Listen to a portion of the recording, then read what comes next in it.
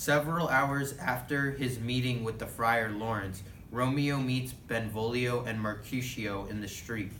He is excited and happy. His mood is key to the comic nature of this scene, which includes much talk of swordplay and many suggestive jokes. Mercutio makes fun of Tybalt and teases Romeo. The nurse comes to carry a message of Romeo to Juliet. Romeo tells her that Juliet should meet him at Friar Lawrence's cell for their secret marriage ceremony. Where the devil should this Romeo be? Came he not home last night? Not to his father's, I spoke with his man. Why, that same pale, hard-hearted wench that Rosaline torments him that so that he will surely run mad. Tybalt, the kinsman to old Capulet, hath sent a letter to his father's house. A challenge on my life. Romeo will answer it. Any man that can write may answer a letter. Nay, he will answer the letter's master, how he dares being dared. Alas, poor Romeo, he is already dead. Stabbed with a white wench's black eye, shot through the ear with a love song. The very pin of his heart cleft with the blind boy's butt shaft. And he is a man to encounter Tybalt? Why, what is Tybalt? More than a prince of cats, I can tell you.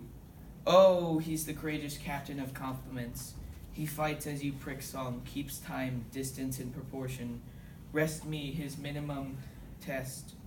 Rest, 1, 2, and the third in your bosom.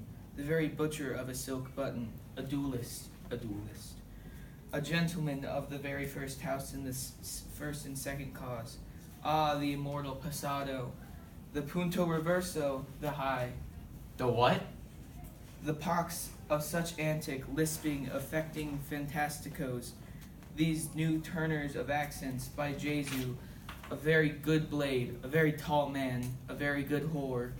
Why is this not a lamentable thing, grandsire, that we should be thus afflicted with these strange flies, these fashion mongers, these perdona-me's, who stand for so much on the new form, that they cannot sit at ease on the old bench. Oh, their bones, their bones. Here comes Romeo, here comes Romeo. Without his roe, like a dried herring, oh, flesh, how art thou fishified? Now he is, for the numbers of the patriarch followed him, Laura to his lady, but was a kitchen wench, Ditto a dowdy, Cleopatra a gypsy, Helen and Hero hidlings and harlots, Thisbe a grey eye or so, but not to the purpose. Signor Romeo, bonjour. There is French salutation for your French slop. You gave us the counterfeit fairly last night. Good morrow to both of you. What counterfeit did I give you? The slip, sir, the slip. Can you not conceive? Pardon, good Mercutio. My business was great, and in such a case as mine, a man may strain courtesy. That's as much to say, such a case as yours constrains a man to bow in the hams. Meaning, to curtsy. Thou hast most kindly hit it. A most courteous exposition. Nay, I am the very pink of courtesy. Pink for flower. Right. Why, then is my plump well flowered?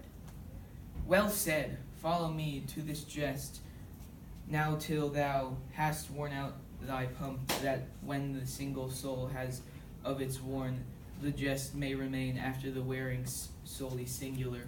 Oh, single-souled jest, solely singular for the singleness.